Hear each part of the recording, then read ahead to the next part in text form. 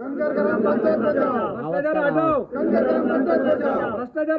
मी तुमच्या समोर मांडत आहे। हा जो रोड आहे, जे झालेले कामाची भ्रष्ट लोकांनी केलेली अवस्था ती मी तुमच्या समोर मांडत आहे। हा जो रोड आहे कनगर गणेगाव गोवा, ह्या रस्त्याचं 6 वेळा बिल काढण्यात आले। आज रस्त्याची परिस्थिती पाहिली तर कनगर गोवा रोडला तुम्ही आज जायचं म्हणलं तर तुम्ही रात्री 8च्या नंतर कोणीही प्रवास करणार नाही, कारण जे रस्त्याचे काम झालेलं आहे त्याची कुठली साईड पट्टे काढलेली नाही।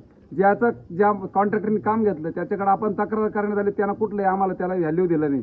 आणि सरपंचाकडे ग्रामपंचायतमध्ये मी त्याची तक्रार दाखल केल्यानंतर सरपंचाने मला सांगितलं जे काम झालंय ते झालंय, त्याच्यानंतर याच्यात काही दुरुस्ती होत नसती। दादा याला साईड पट्टा नाही, साईड पट्टा तर काढायला लावा। आमचे मुलं शाळेत जात असताना तिथे बिबटे लपेल असतात, त्याच्यासाठी तुम्ही एवढं साईड पट्टे तरी काढा। मी त्यांना वारंवार विनंती केली, मला त्यांनी दरवेळेस दाबून ठेवण्याचा प्रयत्न केला। मी त्यांना सांगितलं दादा हे काम जर नाही झालं तर मी पुढले मला तक्रार करावं लागेल। ते म्हणे तुला काय करायचं ते कर। त्याच्यानंतर मी गावात चौकशी केली असता मला निदर्शनात आलेले काही मुद्दे, त्याच्यानंतर मी माहिती मागितली गावात काय काय समस्या आहे, काय काय समस्या झाल्या। त्याच्यानंतर म्हणलं गावाच्या आधी आपण आपल्या वस्तीच्या आजूबाजूच्या समस्या बघू। आज आमची शेजारी पावशी वस्ती, नालकर वस्ती, त्या वस्तीवर जायचं म्हणलं तर तुम्ही मोटरसायकलवर जाऊ शकणार नाही। पाऊस जर आला तर ते लोक तिथं जाण्याची त्यांची अवस्था सुद्धा अशी अवस्था आहे, इतकी वाईट अवस्था आहे। आणि त्या रस्त्याचं बिल 6 वेळा काढण्यात आलेलं आहे। आणि समोरच्यांना ज्यावेळेस विचारण्यात आलं का तो रस्ता आमच्या याच्यात येत नाही आणि ग्रामपंचायतकडे निधी नाही, तर 50 वेळा त्याचं बिल कसं काढलं जातं। माझ्याकडे याचे कागदपत्रे पुरावे, ज्यावेळेस मी माहितीचा अधिकार मागितला त्याच्यात मला पुरावे भेटले। कनगर गणेगाव गोवा ह्या रस्त्याचे 6 वेळा कामं झालेले। पुराव्यानेशी मी बोलतो, माझ्याकडे जे कागद आलेत त्याच्यानंतर मी विचारणा केली का नाही ते बिल याचा संबंध नाही, ते झेडपीचा रस्ता आहे, याचा रस्ता आहे। मला उडवडीचे उत्तर देण्यात आले। त्याच्यानंतर मी ठरवलं गावकऱ्यांशी आपण एकमत होऊ, गावकऱ्यांना आपला सपोर्ट घेऊ, त्याच्यानंतर गावासमोर ही समस्या मांडू। जे काही भ्रष्टाचार गावात झाला परत याच्यानंतर कोणी करणार नाही आणि करू नये। जे काही विकास कामं झालीत त्याच्यावर शहानिशा करून कोणाच्या वस्तीवर काय अडचण आहे काय नाही ही प्रत्येकाने आपल्याला एकमेकात मांडायला पाहिजे। मांडल्यानंतर ते समोर आल्यानंतर ते आम्ही आज तुमच्या पुढे उभे राहिले। आणि मला ज्यावेळेस ज्या मला समस्या आढळल्या मी पार्टी म्हणून त्यांच्याकडे मांडल्या, तर मला त्याच्यात उत्तरं भेटली नाही। उत्तरं न भेटल्या कारणाने मी माझ्या काही ग्रुपमध्ये लोकांना विचारलं, आमचे जे नेते मंडळी मोठे, आपण एका पक्षाचे तर आपल्या पक्षाच्या लोकांकडे आपण मागणी केली का बाबा याच्यात लक्ष घालायला हवं। तर त्यांना मी सांगण्यात आलं तर तुम्ही त्याचं ऐकू नका। मी स्वतः शहानिशा इथं काय होतंय काय झालेत आमच्या गावचे सरपंच सर्जेराव घाडगे यांना मी वारंवार तक्रार केलेली आहे की दादा हे काम करा, इथं रस्त्याला लय अडचण आहे, याला साईड पट्टा नाही, आमचे मुलं शाळा जाते शिस्त नाही। म्हणलं इथं काही लोक रस्त्यात काटे रस्ते काही कळत नाही। तुम्ही ज्या माणसाने काम केले सदस्याचा जेसीबी आणून त्यांनी काम केलं। मी सदस्याला सांगितलं दादा काम जर तुला व्यवस्थित करता नसेल तर बंद ठेव। मला वरून सांगण्यात आलं ते काम होऊ द्या, तुम्ही शांत बसा। मला दाबण्यात आलं प्रत्येक वेळेस। नंतर मी गावातल्या आमच्याच काही लोकांना ह्या तक्रारी सांगितल्या, तर मग आमच्या एक करता आम्ही आज 100 लोक एकत्र आलो आणि गावाची जी अवस्था आहे ती आम्ही एकमेकाला मांडली। आज माझ्याकडे जी अवस्था आहे मी त्यांच्याकडे मांडली, त्यांच्या जी अवस्था आहे त्यांनी माझ्याकडे मांडले।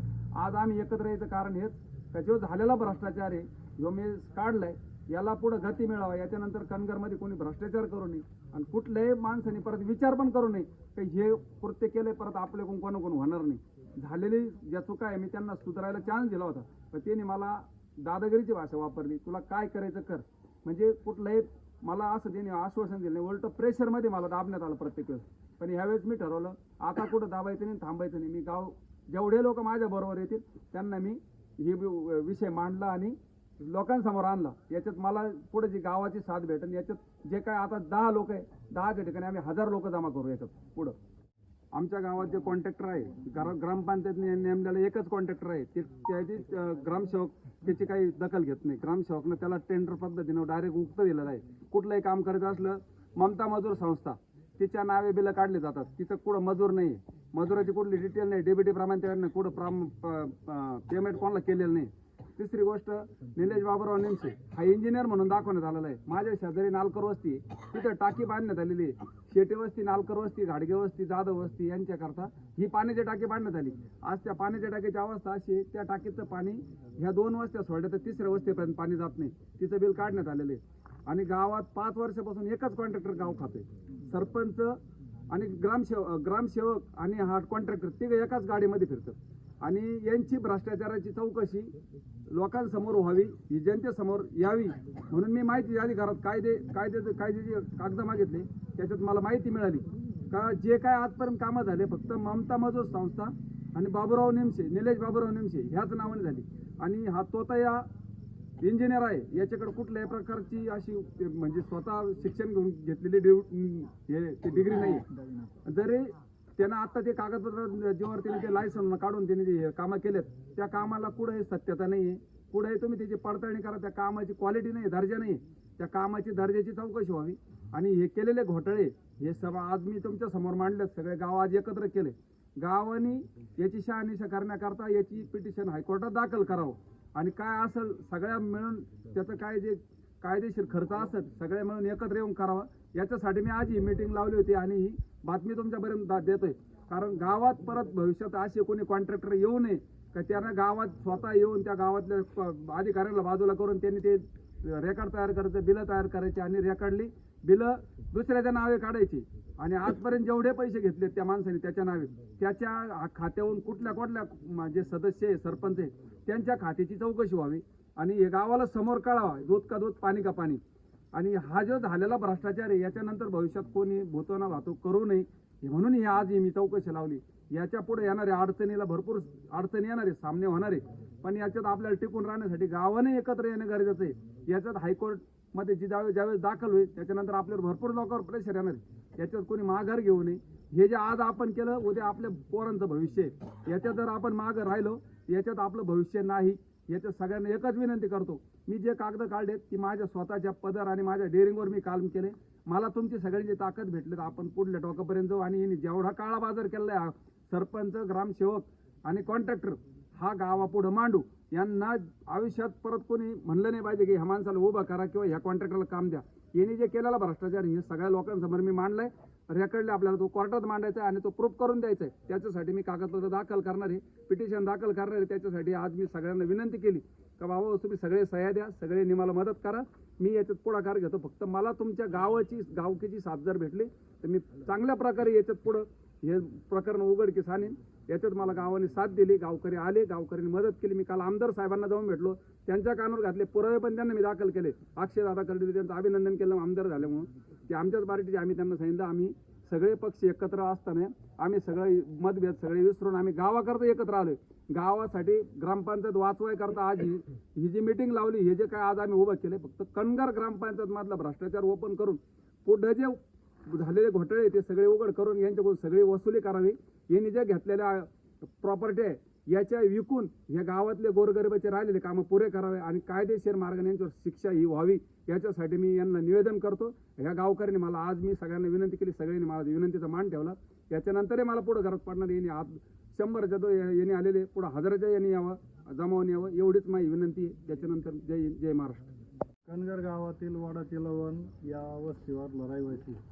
कणगर गाव हे राऊरी तालुक्यातील सगळ्यात मोठं गाव असल्यामुळं याचं जे क्षेत्रफळ आहे हे फार मोठं आहे. तर मी या गावाच्या एका टोकाला राहतो. परिस्थिती अशी आहे, स्वच्छ भारत मिशन अंतर्गत आमच्या वडाच्या लावणात शाळेसाठी संडास बाथरूम आलं होतं. तर या संडास बाथरूमला सेफ्टी टँक वापरण्यात आला नाही. बऱ्याच दिवसांनी असं कळलं की कणगर गावामध्ये ज्या काही अंगणवाड्यांचं काम झालं स्वच्छ भारत मिशन अंतर्गत त्या एकाही अंगणवाडीला सेफ्टी टँक वापरण्यात आला नव्हता. दुसरी गोष्ट अशी की आमच्या कणगर गाव ते उंबरदारा हा रस्ता आम्ही वारंवार सदस्य आणि सरपंचांशी चर्चा केली की तुम्ही हा रस्ता करा. तो रस्ता त्यांनी असं आम्हाला सांगण्यात आलं की हा रस्ता फॉरेस्ट एरिया असल्यामुळे होत नाही. परंतु माहितीच्या अधिकाराच्या अंतर्गत ज्यावेळेस आम्ही पडताळणी केली असं कळलं की ह्या रस्त्याचं 3 वेळेस बिल काढण्यात आलं, परंतु हा रस्ता काही केला नाही. तसंच आमच्या वस्तीवरील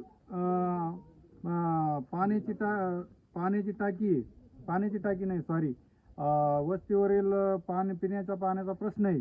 तर कणगर गाव ते उंबरदारा या दरम्यान या सदस्य आणि सरपंच बॉडीनं असं केलं की एकाच नालीत 3 पाईप मोकळे पाईप टाकण्यात आले आणि या पाईपला कोणत्याही प्रकारचं पाणी जोडण्यात आलं नाही. आणि काही लोक अक्षरशः पाणी नाही, त्या लोकांना पिण्याचं पाणी नाही आणि ह्या पाईपलाईनमध्ये 3 पाईप मोकळे टाकण्यात आले. हा एक भ्रष्टाचार आहे. असे अनेक प्रकारचे भ्रष्टाचार आहेत, परंतु जे माहिती आहे तेवढंच मी बोलतो आणि थांबतो. पोपट सकारी नालकर. माझ्या मुलाच्या नावावर जमीन इथं 254 गट नंबरमध्ये आहे, परंतु तिथली विहीर मंजूर झाली, ग्रामपंचायतीला ठराव मंजूर झाला, परंतु ती निधी 30-30 हजार रुपये 20-20 हजार रुपये जी गोळा केले, ती माझी घरची परिस्थिती गरीब असल्यामुळे माझ्या मुलाला मला देता नाही आले आणि माझ्या मुलं पण त्यांना ते 20-20 हजार रुपये भेटले नाही. परंतु माझ्या पाठीमागचे काही ठराव झालेले, त्यांच्या विहिरी झाल्या, माझ्या बरोबर होते त्यांच्या झाल्या, परंतु माझी गरीब परिस्थिती असल्यामुळं पैसे त्या ग्रामसेवकला आणि ते भारत खाटेकर हा आमचा ग्रामपंचायतमध्ये हे शिपाई आहे आणि सरपंच, गावचे सरपंच सर्जेराव गाडगे यांना मी विचारणा केली, बा माझी विहीर का नाही झाली. ते म्हणे दाजी वरचे लेवलचे लोक पैसे घेतल्याशिवाय काम करीत नाही, तुम्ही कोणाकडे जा. मी खूप प्रयत्न केले याच्याकडे जाय त्याच्याकडे, परंतु तिने वरच्या लोकांना सांगून ठेवलं का माझ्याशिवाय कुठल्या विहिरीचं काम करायचं नाही आणि 20,000 रुपये किंवा 30,000 काय असतील ते घेतल्याशिवाय काम करायचं नाही. आज माझा ठराव वगैरे सगळे कागदपत्र व्यवस्थित आहे. आजच्या तारखेला काय 16/5 काय असेल ती, या तारखेपर्यंत माझी विहीर झालेली नाही. मी वेळोवेळी तक्रार केली, मी आपलं पंचायत समितीमध्ये गेलो, त्या लोकांनी सुद्धा मला ते गावात येऊ कुठं तुमची विहीर करू, भारत खाटेकरला सांगा. मी वेळोवेळी खूप चक्रा मारल्या, परंतु माझी अद्याप विहीर झालेली नाही. माझं गाय गोठ्याचं प्रकरण हे 2023 मध्ये दिलेले, पण पैसे न दिल्यामुळे माझं तेच देखील झालं नाही. माझ्या पाठीमागचे लोक त्यांचे गाय गोठ्याचे प्रकरण झाले, काही लोकांचे तर असे ते विहिरीचे प्रकरण 25 फुटाची विहीर झाली, परंतु त्यांचे सगळे बिल निघलेले. माझ्यामुळं फक्त माझी गरीब परिस्थिती असल्यामुळं माझ्या मुलांनी त्यांना पैसे नाही दिले. माझी विहीर अजून मंजूर असून काम झालेलं नाही. तसेच गावातील अनेक समस्या आहे, परंतु माझ्या शासकीय दबाव, राजकीय दबाव आणि माझ्या परिस्थितीमुळं मी अजून काही गोष्टी सांगत नाही. वेळ येईल त्यावेळेस मी सांगू शकतो. जय हिंद, जय महाराष्ट्र. माझं नाव रवींद्र बाळासाहेब गाडे, राहणार कनगर.